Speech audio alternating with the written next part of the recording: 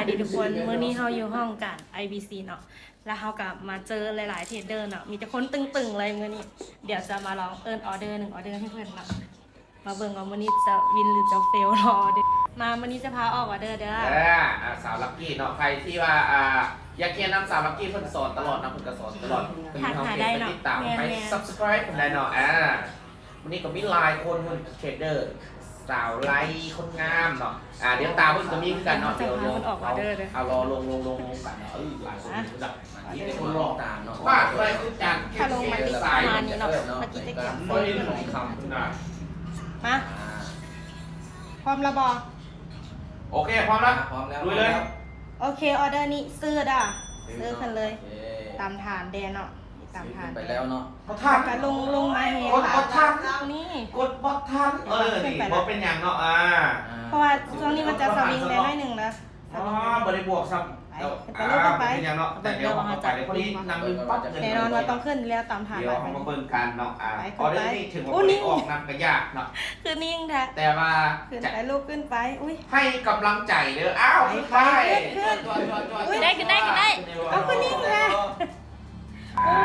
นิ่งเลยเป็นไงเนาะชื่อว่าเมื่อกี้นี่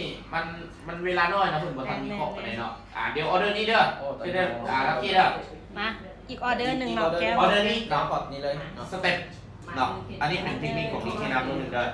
ออเดอร์นี้จะเอิ้นเอาไว้เด้อ10 ปีเด้อ10 ปีให้เอิ้นเนาะเอาเลยโอเคมานี่ขอซื้อคือเก่าซื้อคือเก่ามา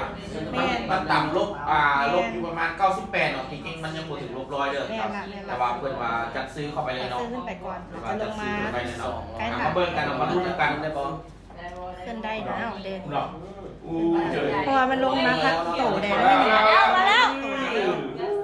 ออเดอร์นี้แก้มือแดงคนงามมักใจดีกับเพื่อนเราขึ้นไปลูกขึ้นไปโอ้อย่าฟ้าวอย่าไปขึ้นมันเอ้าขึ้นไปได้อยู่ลงมาพักโตไปลูกอย่าวินนะทุกคนออเดอร์นี้150เสียเบิ่งกำไรเฮาวันนี้ได้โอ้200ปลายกำไรมื้อนี้กำไรแล้วเนาะเมื่อกี้เราพลาดไปเนาะการเทศกับมีได้มีเสียงเนาะการลงทุน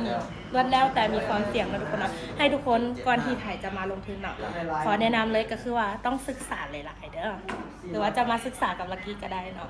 เจอกันในคลิปหน้าเด้อบ๊ายบายโอเคเนาะอันนี้ก็แมนบรรยากาศอยู่ที่ห้องการเราเนาะนี่มีอาจารย์จีดี้เนาะ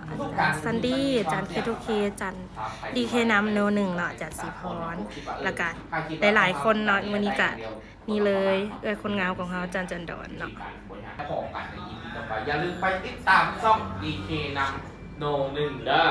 ใน YouTube กับใน TikTok ครับบ๊ายบายโอเคมา